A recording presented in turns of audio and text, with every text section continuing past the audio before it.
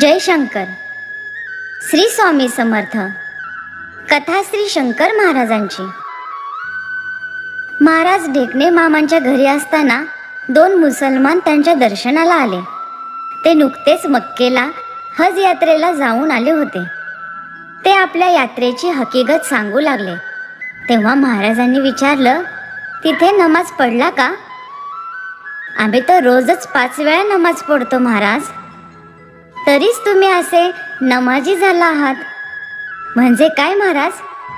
अरे, जो नम्र असतो न माजी, ज्याला माज नाही तो सच्चा मुसलमान, आणि ज्याला धर्माचा दुराभिमान तो अल्लाशी बेईमान. मग तिथे बसलेल्या श्री भालचंद्र देवांकडे पाहून महाराज म्हणाले, बरं का देवा, हे सगळे हजचे यात्रेकरू आपल्या आदिनाथांचेच उपासक आहेत. असं कसं असेल महाराज? यांचा तर आपल्या सगुण उपासनेला कडकडून विरोध असतो, पण नकळत ते आपल्याच देवाला भजतायत. ते दोघं मुसलमान अस्वस्थ झाले. त्यांना महाराजांनी विचारलं, काय हो, तिथे एक मोठा काळा दगड आहे ना? होय महाराज, आम्ही त्याला काबा म्हणतो. त्याला अतिशय पवित्र मानतो. पवित्रच आहे तो, कारण त्या दगडामध्ये एक शिवलिंग आहे. ठाऊक आहे तुम्हाला? अशक्य.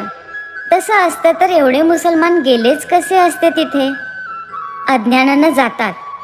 बरं, आम्हाला सांगा की त्या काबाला चिटकून उभं राहिलं की तुमच्या छातीपाशी त्याचा जो भाग येतो तिथे एक मोठं भोक आहे ना?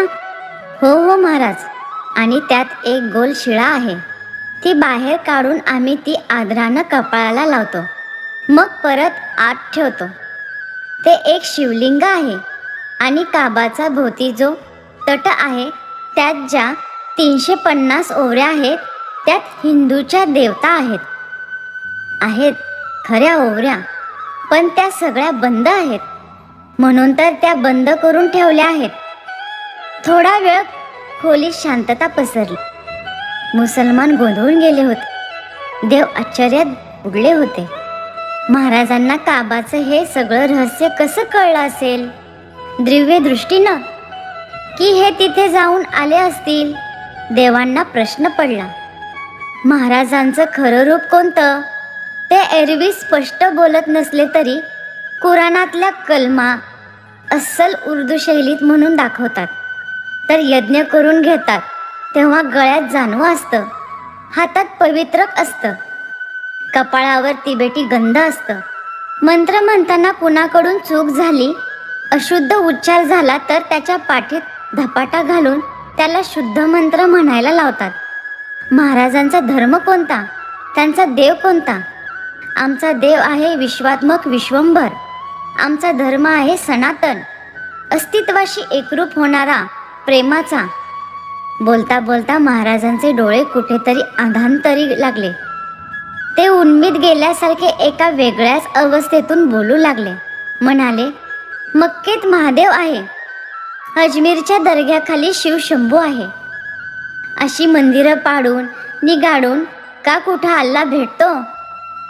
तो मिळतो प्रेमानं. खुळ्यांनो, हिंदू, मुसलमान, ख्रिश्चन, जैन, बुद्ध हे वाद कशाला घालता रे?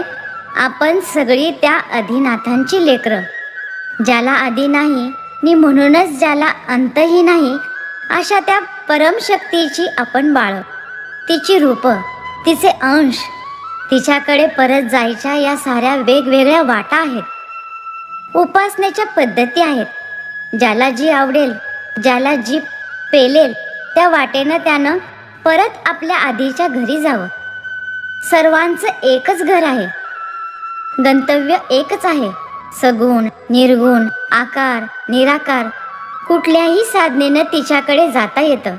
प्रेमाच्या अधिष्ठानावर आधारलेली कुठलीही साधना अमरत्वाच्या आनंदापर्यंत घेऊन जाते. ओम म्हटलं तरी तेच, अनलहक म्हटलं तरी तेच, आणि आमेन म्हटलं तरी तेच. ही हाक आहे त्या एकालाच, ही ओळख आहे त्या एकाचीच. बाबांनो, धर्म आहे एकच, स्वरूपी राहणं, आपल्यालाच आपण पाहणं. अंतरात्म्याचं स्मरण होणं, त्याची अनुभूती येणं. मग कशाला ही खून खराबी, कशाला ही मारामारी, कशाला हा द्वेष, हे वैर? यानं का तो परमानंद मिळणार आहे? तो मिळतो केवळ निर्मळ प्रेमानं, चराचराबद्दल असणाऱ्या आत्मीयतेनं. पण हे तुम्हाला कळणार तरी केव्हा? केव्हा उमगणार? अरे हे पागलपणा केव्हा सरणार? जय शंकर.